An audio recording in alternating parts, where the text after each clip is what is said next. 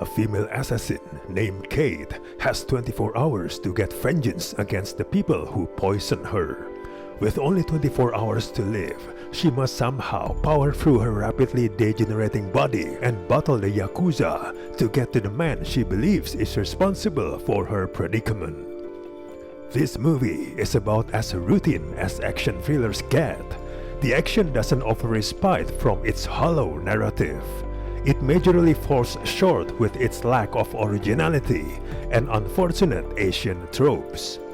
Already at a disadvantage for having an unimaginative script of Japanese crime and betrayal, this movie is also saddled with a contrived plot setup that makes no logical sense on the part of the Yakuza villains. If you wanted a killer dead through poisoning, we surely wouldn't choose a specific kind that allows more than enough time for her to figure out what's happening and enact her own revenge before she's dead.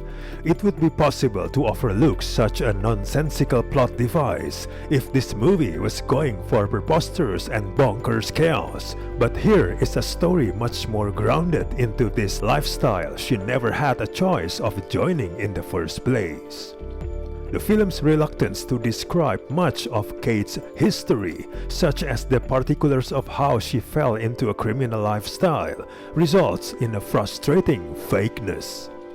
Even the organization that she works for is sketched as your run-of-the-mill shady and quietly ruthless entity, which makes the reveal that her poisoning was an inside job feel hopelessly predictable. After Kate saves Annie from rival gangs, the teen turns into a fangirl for the vengeful assassin and follows her around as her sidekick.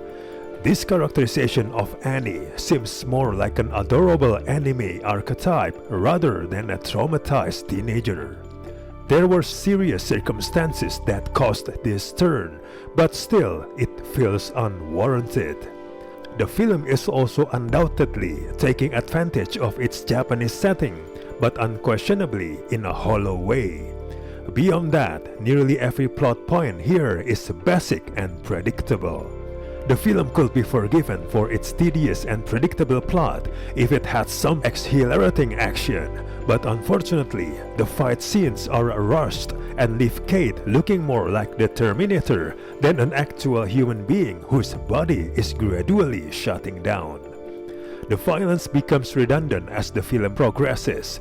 The movie's style over substance sensibility takes on a particular garishness.